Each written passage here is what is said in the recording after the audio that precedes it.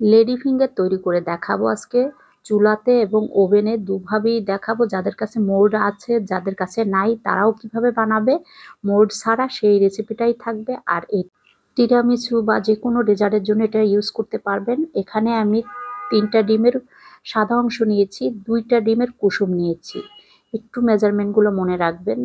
তারপরে আমি ডিমের সাদা অংশটাকে প্রথমে একটু বিট করে নিব, এরকম একটু ফর্ম হয়ে আসলেই ওখানে আমি 120 গ্রাম চিনি দিয়ে দিব। এটা দুইবারই দিয়ে একদম ভালো করে এটাকে বিট করব। আর চিনিটা যেন একদম গলে যায় সেদিকেও খেয়াল রাখতে হবে। বিট করতে করতে এক পর্যায়ে দেখবেন এটা একটু শক্ত হয়ে আসছে আর চিনিটা গলে গিয়েছে। ঠিক ঘনত্বটা কিরকম হবে সেটা দেখিয়ে দিচ্ছি, ঠিক এইরকম। তারপরে এখানে আমি সেই কুসুম 2টা দিয়ে দিব, দিয়ে আবারও 30 সেকেন্ডের মতন এটাকে বিট করব।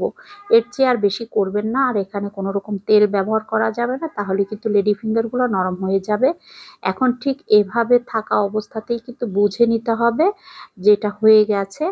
তারপরে এখন স্প্যাচুলা দিয়ে সুন্দর করে এভাবে করে নেড়ে চেড়ে তারপরে কিন্তু আমরা এখানে এখন শুকনো উপকরণগুলো মিলিয়ে দিব। এখানে আমি প্রথম 1 কাপ ময়দা নিয়েছি, 1 চা চামচ বেকিং পাউডার দিয়েছি, 1 চা চামচ দিয়ে দিলাম কর্নফ্লাওয়ার, দিয়ে এখন সবগুলো একসাথে চেলে নিব। চেলে নিয়ে কিন্তু একসাথেই আস্তে আস্তে করে এটা মিক্স করে নিতে হবে, যেন কোনো তাড়াহুড়া করা যাবে না। ডিমের ফর্মটা যদি নষ্ট হয়ে যায় তাহলে কিন্তু আর লেডি ফিঙ্গারটা হবে না, সেদিকে খেয়াল রাখতে হবে। এই যে দেখেন আমি মিক্স করা হয়ে গেছে প্রায়। এখন আমি আর একটু স্প্যাচুলা দিয়ে ভালো করে এটাকে মিক্স করে নিব।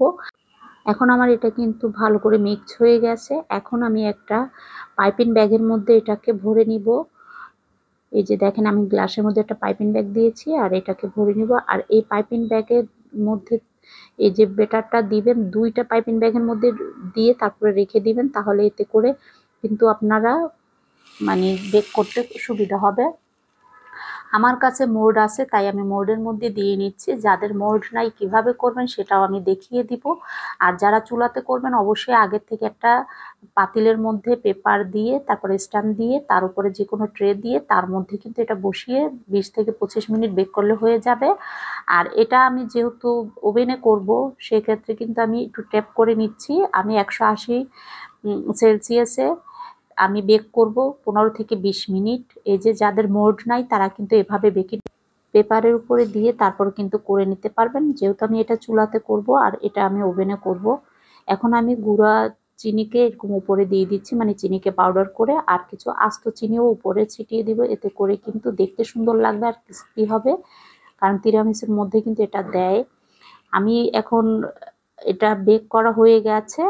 এখন আমি এটা ঠান্ডা করে তারপরে কিন্তু আপনি মোল্ড আউট করবেন।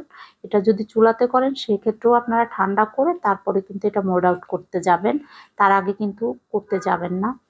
এই যে দেখেন আমার হয়ে গেছে। এখন একটা একটা করে উঠিয়ে নিচ্ছি। এখন এটা একদম ঠান্ডা করে যে কোনো এয়ারটাইট বক্সে রেখে তারপর আপনারা 2-3 মাসের মতন বাইরে রেখে খেতে পারবেন।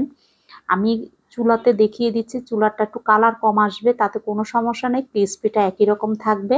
আর আমি যতগুলো বেটার নিয়েছি তা দিয়ে সবগুলাই এভাবে করে সবগুলো করে নিয়েছি।